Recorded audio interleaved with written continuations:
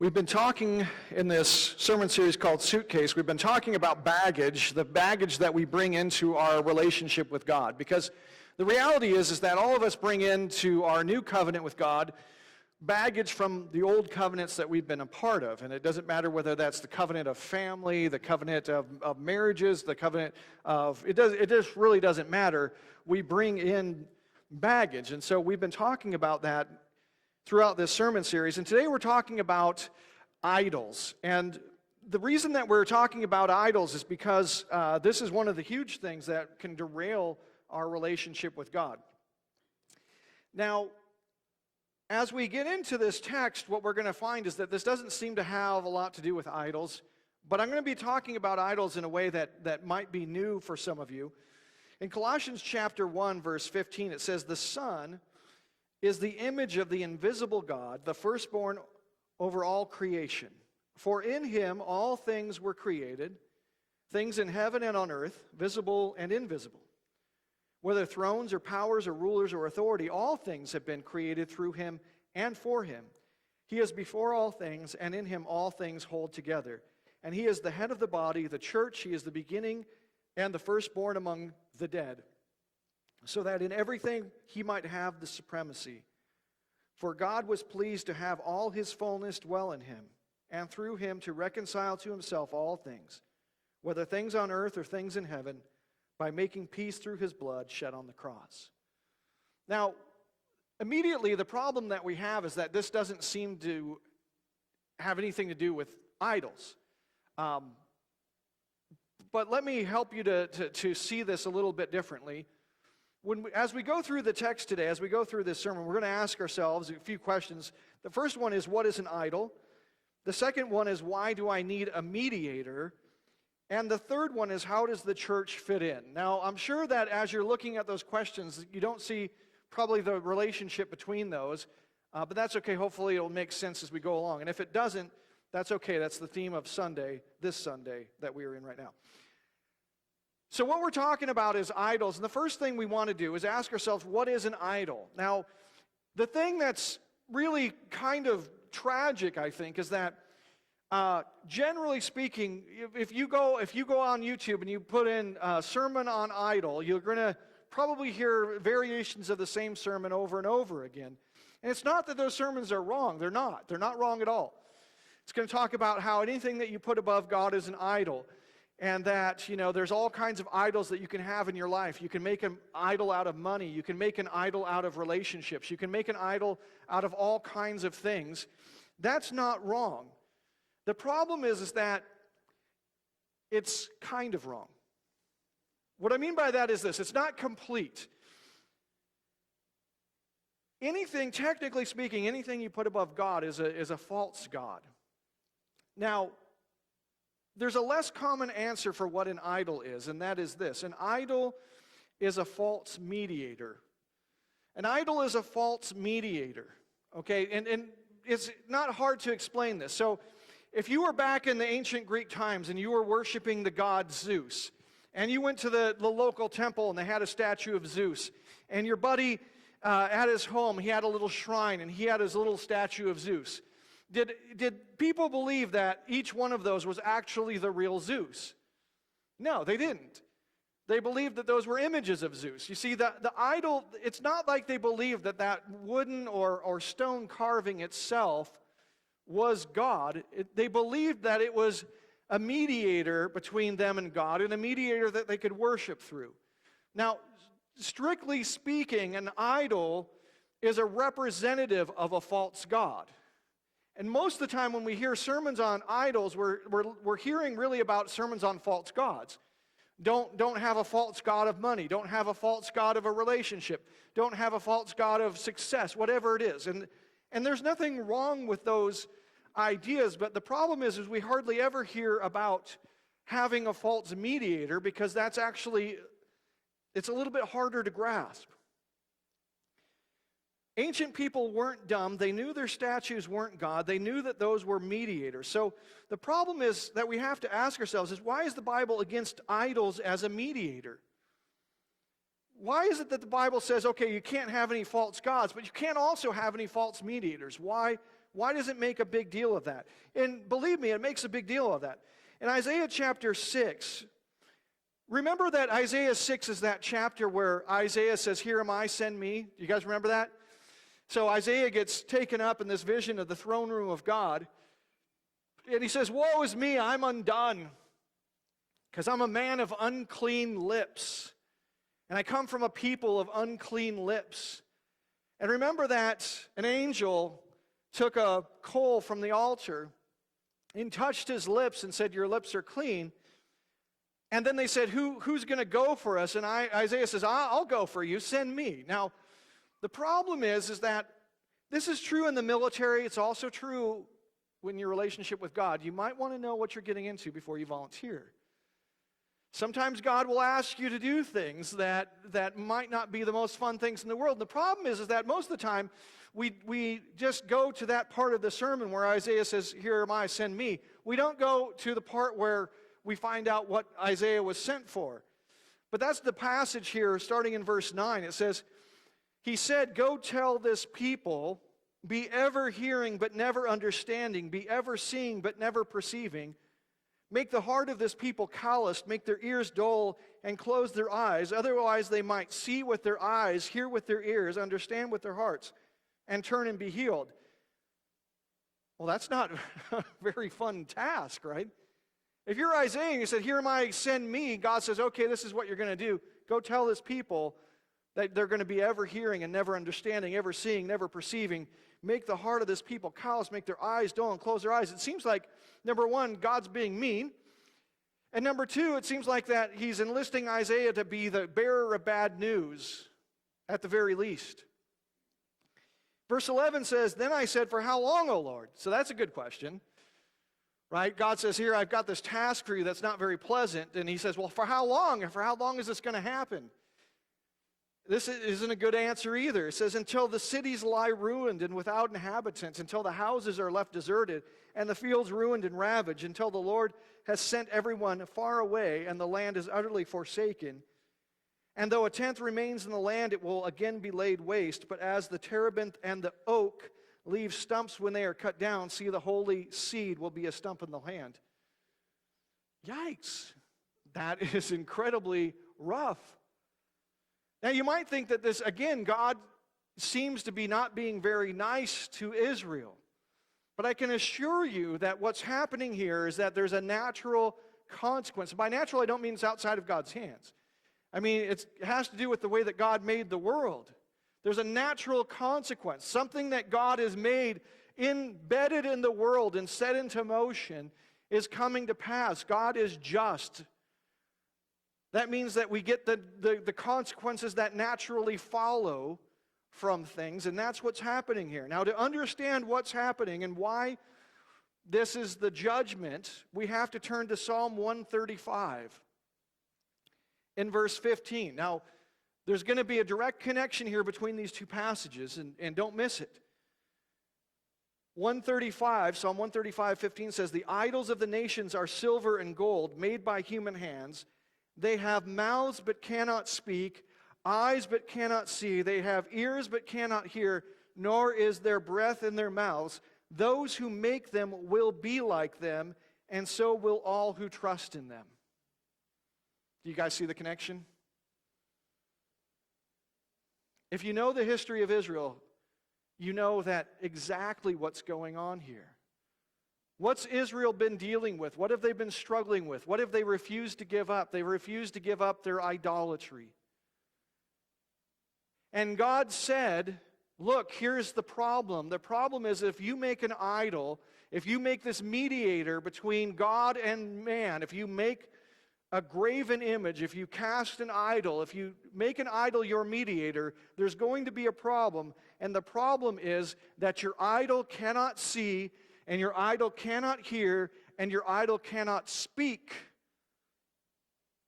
And when you make your idol and then you try to worship through that, the problem is you become the same way. You see, there's this principle in Scripture that's incredibly important, and it affects every one of us every single day of our lives, and that is this: you become what you worship. And you become what you worship through. And so if you decide to worship through a mediator that is deaf and mute and does not see and cannot comprehend, then that's what you'll become like. And Israel over and over again has been warned by God. God has sent one after another prophets to them to say, look, don't do this. And they have persisted. And so now they're at the point where they have become like their idols, and so it's Isaiah's job to declare to them what's happening to them. If you go to the doctor and the doctor says, I'm sorry, but you have an incurable skin disease, the doctor didn't cause that. The doctor's telling you the state that your body is in. Isaiah is not to be the cause of these things, but he's there to tell them what's going on. He's there to inform them. He's there to interpret what's going on. Now, without this interpretation, you can't do anything. There's no chance of healing at all unless you know what's going on. And so there's an element of grace in what Isaiah's job is, although it's a difficult job and an unpleasant job. Now, to get why choosing the wrong mediator between you and God is a bad idea, we have to go back to something that we've covered a couple of times recently. In our midweek group and then this morning, we talked about the importance of the Word. Now, remember that God creates by a word. He says a word and He creates. And then Adam has brought the animals, and his job is to look at the animals and give a word. So basically the way that it works is God creates, God's word is foundational. It manifests itself in the world. We look at the world, and then we put a word to that. The job is that we're supposed to look at the world and put a word on it that matches up with what God said. That's the idea. That's what it really means to have a religion. Now, Adam's naming of the animals was something that he saw in the world and put a word to, but remember that was supplemented by God walking with him in the garden.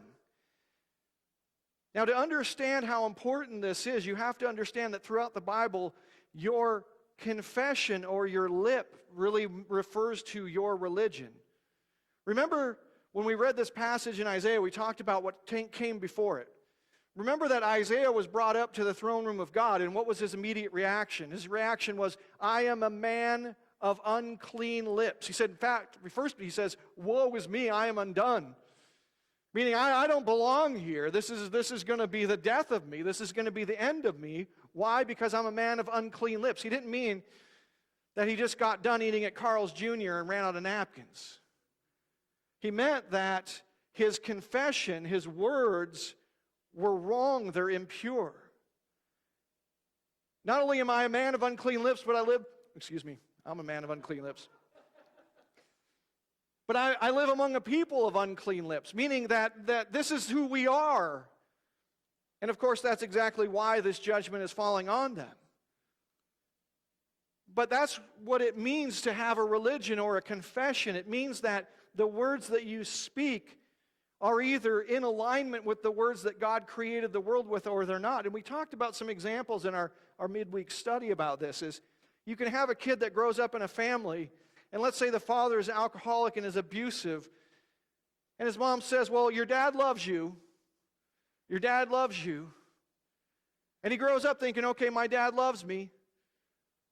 And what does he do? He associates that kind of behavior with love. And then what does he do when he goes out in the world and he starts his own family? Well, he's going to treat his family with love. Well, what does that mean, though? It means being an alcoholic and being abusive to them. This is stuff that we see every day, but we don't understand the significance or importance of it. That what we've learned in our families and in our culture among the people, we've learned to label things with certain, we've learned the labels of justice. What does it mean to be just? What does it mean to be loving? What does it mean to have faith? What does it mean to be responsible? Like all these things we learn from our families and we learn from our culture, and we're either learning them correctly or we're learning them incorrectly. And if we learn them incorrectly, it's not that there's no consequence to that, right? Are you guys with me? Do you understand what I'm saying here? There's deep and abiding consequences. In fact, you can think of a kid who grows up in a completely dysfunctional family. Is that not going to be a struggle for the rest of their life to kind of unlearn the words and to relearn them? Oh, this is what it means to be a father. This is what it means to be responsible. This is what it means to love somebody. This is what you can set the whole course of somebody's life. So, throughout Scripture, this idea of a lip or a confession is fundamental for understanding our relationship to God and His Word. In the Tower of Babel, remember that the people who made the tower, God had said to fill the earth and subdue it, but instead they all got together and they made a city, and they were going to build a tower to make a name for who? Themselves. And that God, when He saw what they were doing, was displeased, and so He confused their languages and scattered them. Really what that story is about the people who got together and had the same lip or the same confession, and that confession or that lip was about making a name for themselves. It was about glorifying themselves. It was about defining themselves. You see, God had defined us when He created us, but you don't always like that definition, and so they said, "Well, we're gonna decide who we are. We're gonna define ourselves. We're gonna make a name for ourselves." And God said, "No, you're not." And He confused them, and so He scattered them, and their confession was confused. Now they all have different religions and different faiths. Isaiah is in a situation where he knows he's got unclean lips. He knows he's from a people of unclean lips, and he wants them to be cleansed, and they are. And then he could go out and speak the word to the people. But it's only once he knows the words to say, when he knows God's definitions of their actions and what's been going on in their land.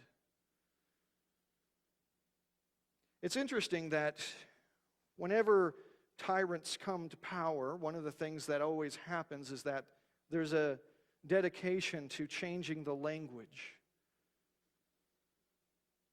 And it doesn't matter whether that's a tyrant that is at the capital of any nation or whether that's on a playground.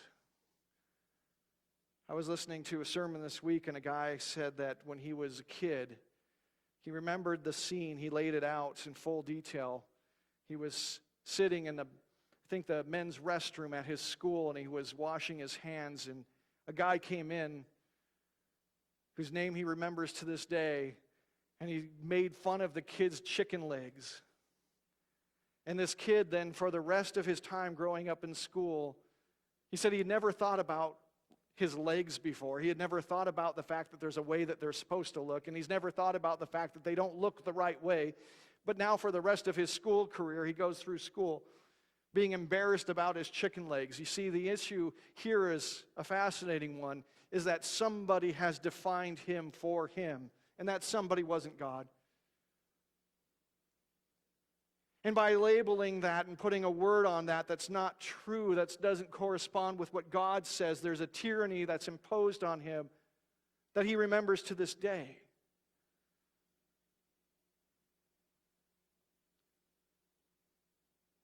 How we define ourselves, how we define other people matters, and it matters more than we could possibly understand.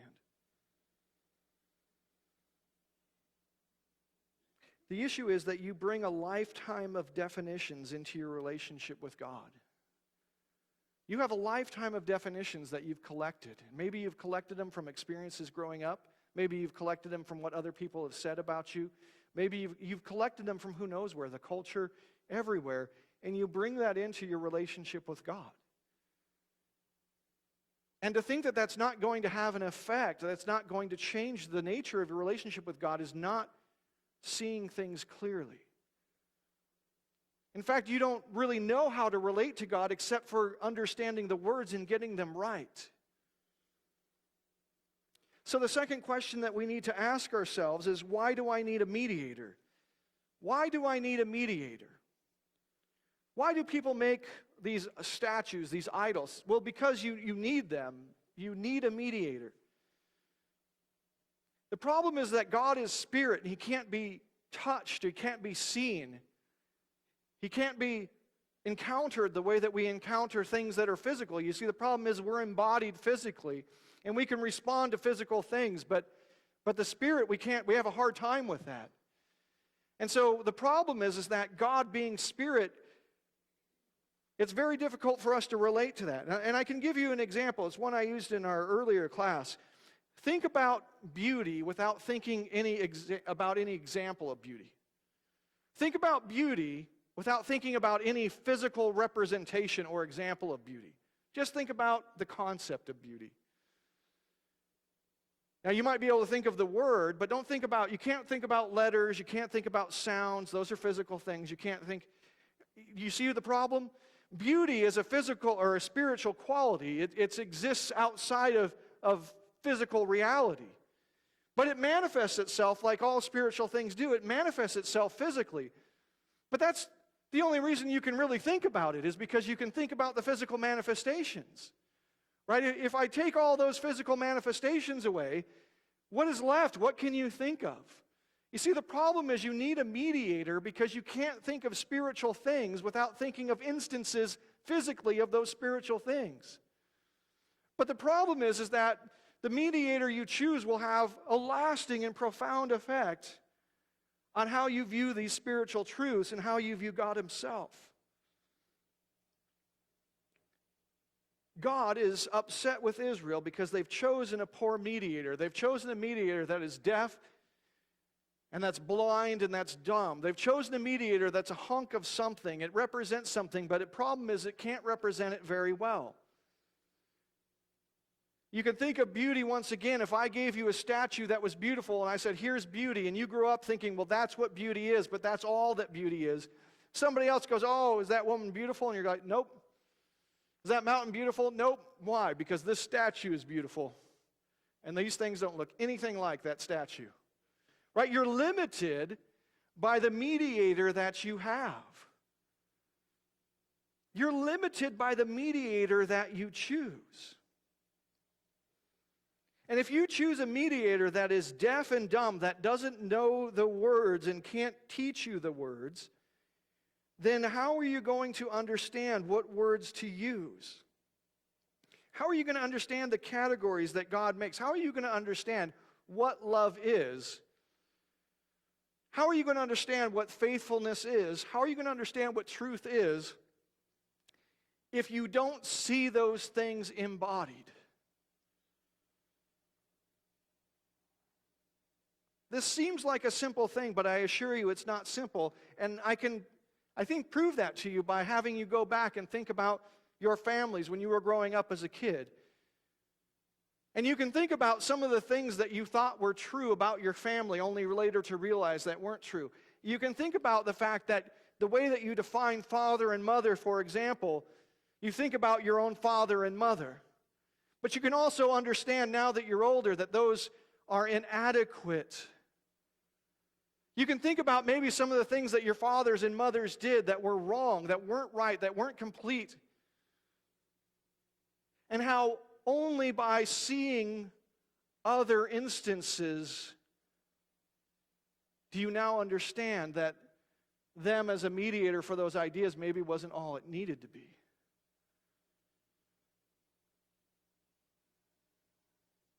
Israel had something to mediate God to them. They had the law. They were not to make any graven images. They had the law. The law was a much better description of who God was than any idol could ever be.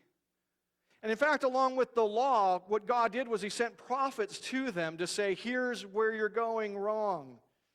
Here's where you're misunderstanding. Here's where you're not getting it right. In fact, that's what Isaiah's job is in the text that we read.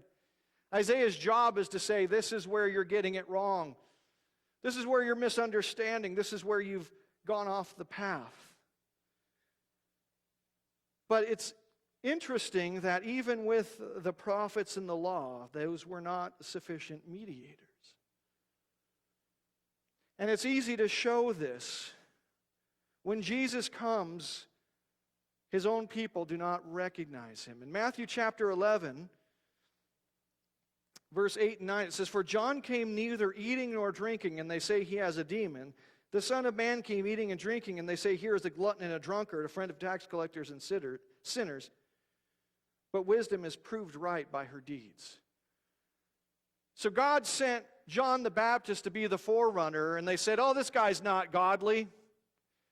He's too much, he's way too intense. He's just he just goes off on his own, and he's out there, he's eating locusts, and he's living like a caveman. That guy's a weirdo. He doesn't know what's up."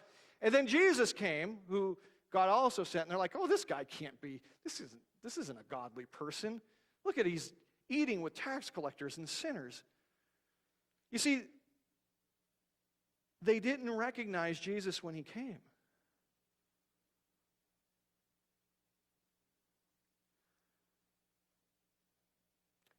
In Colossians, we read, "The Son is the image of the invisible God, the firstborn over all creation."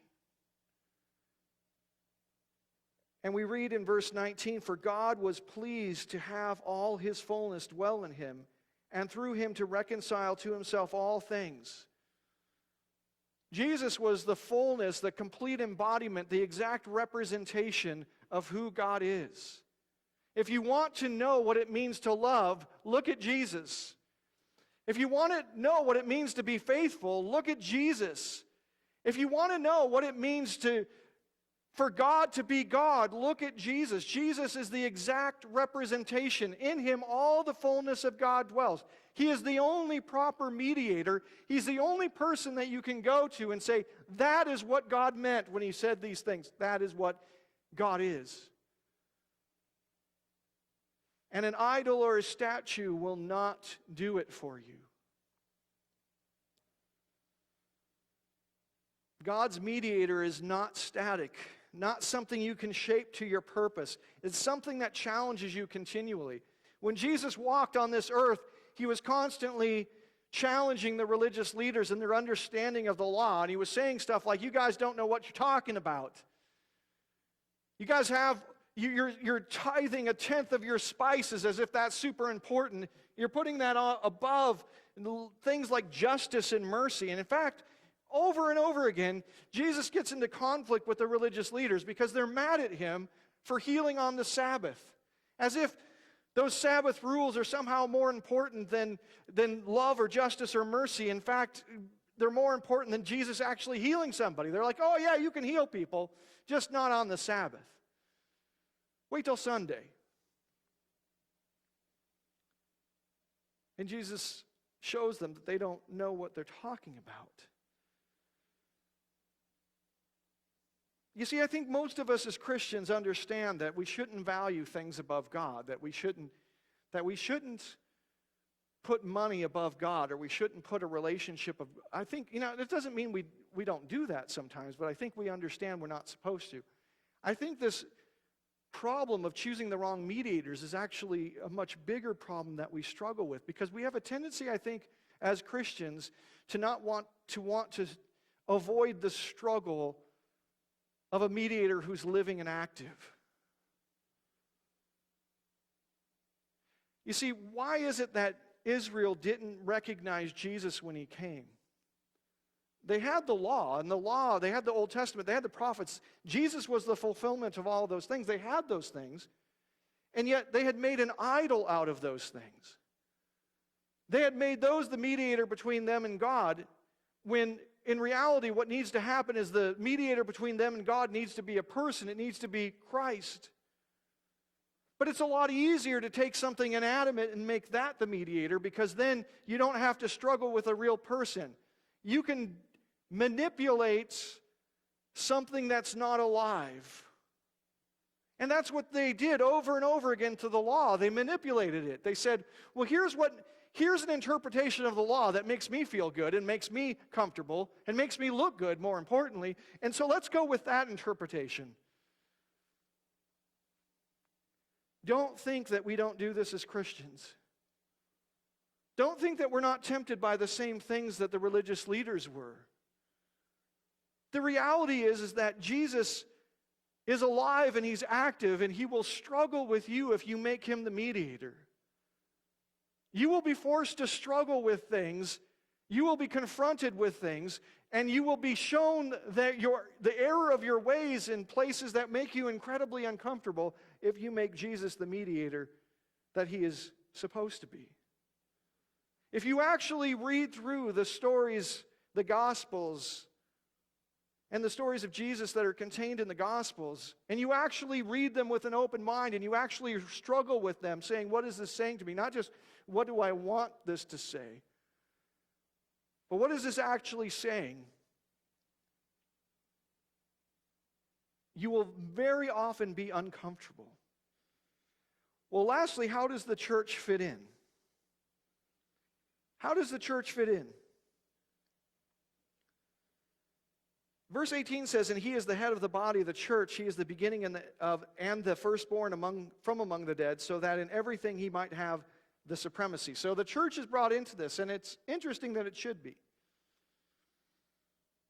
Because one of the ways that the living and active Jesus will struggle with you is through his church. Jesus will often struggle with you in his church. There's a Bible passage that says iron sharpens iron and one man sharpens another.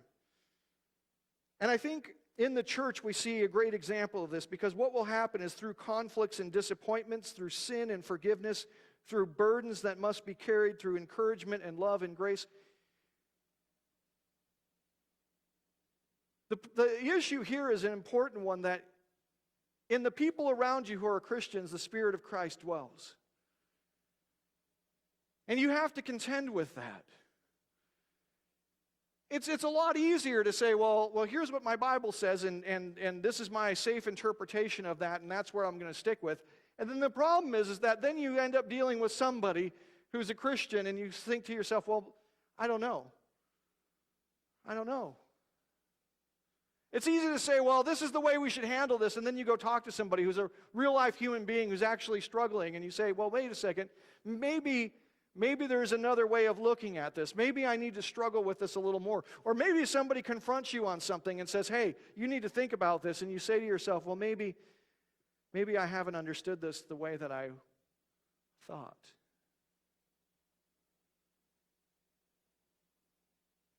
You see, the problem that we have, all of us, is that it's easy to turn a lot of inanimate things into idols, and to bring those idols into our relationship with God. And so really what we find is we've just added Christian language to the way that we already lived before we were a Christian.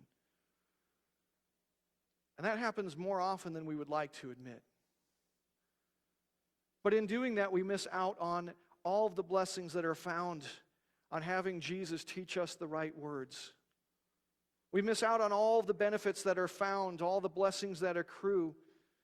And we end up like the Israelites, whose land will be devastated because they did not have a proper relationship with the things of the spiritual world that really matter. In 2 Corinthians chapter 5, verse 20, there's a great passage, and I think this is one of the points that really has struck me in the last week about preparing for this sermon, is that when you actually have a relationship with the living Christ and his Spirit is actually in you and you're actually contending with that, which isn't always pleasant or easy, then you get transformed. You start learning the words, and your life starts to reflect somebody whose life is in alignment with God. In 2 Corinthians chapter 5, verse 20 says, we are therefore Christ's ambassadors, as though God were making his appeal through us. We implore you on Christ's behalf, be reconciled to God. You understand that when you have the Spirit of Christ living in you, you might become the mediator to somebody who doesn't know Christ. There is a whole world of people out there that look at the words that are associated with Christianity, and none of it is appealing to them. There's not one thing that you can say about Christianity that they will be attracted to. They find everything about Christianity repulsive and ugly and disgusting. And it's because they've grown up and they've been taught the wrong words and the wrong categories, and they don't understand what it means to really worship the living God. And the only way, the only thing that has any possibility of reaching them or changing them or transforming them is if you've struggled with the living Christ in your life and you've allowed Him to teach you the words and you've been willing to admit, I don't know anything about the words, Jesus. I need you to teach me. In fact, it's worse than not knowing anything. I know all the wrong words, Jesus. And I need to be transformed. And when that happens in your life and you start to live out, you start to be a manifestation of the Word of God, then that's when people who don't know anything about it or who have only negative views of God and who He is start seeing you and start saying, well, maybe I don't know what I think I know. Maybe Jesus is not the person I thought He was. There is no other way for God to make His appeal.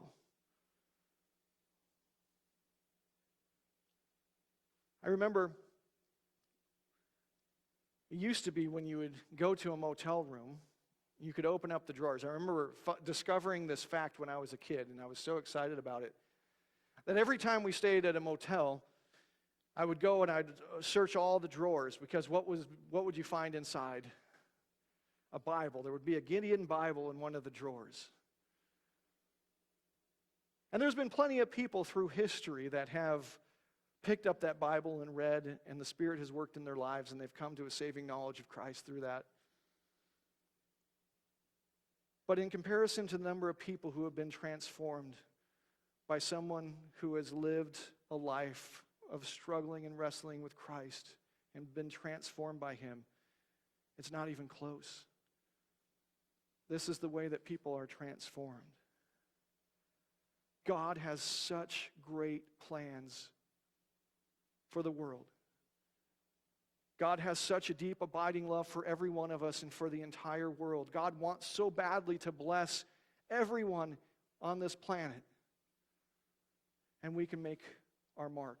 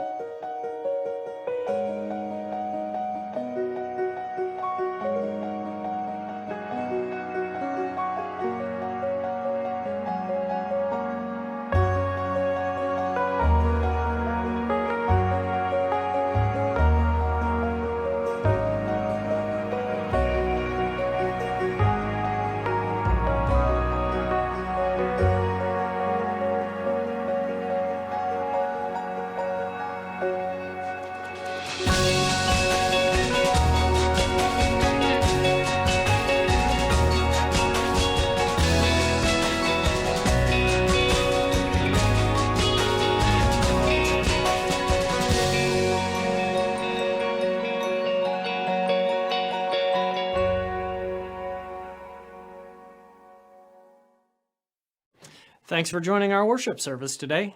Please follow us on our Facebook page, where you can let us know about any needs or prayer requests you may have and keep up with the latest church news and events. You can also check out our past lessons and other videos by visiting our YouTube channel. At First Christian, we strive to be the presence of Christ in the world by helping others to believe in God's love for them, to belong to His church, and to become like Christ in their lives. If you would like to support us in our ministry, you may do so by giving online through our website at fcct.org or by mailing checks to the church. Hey, have a great week.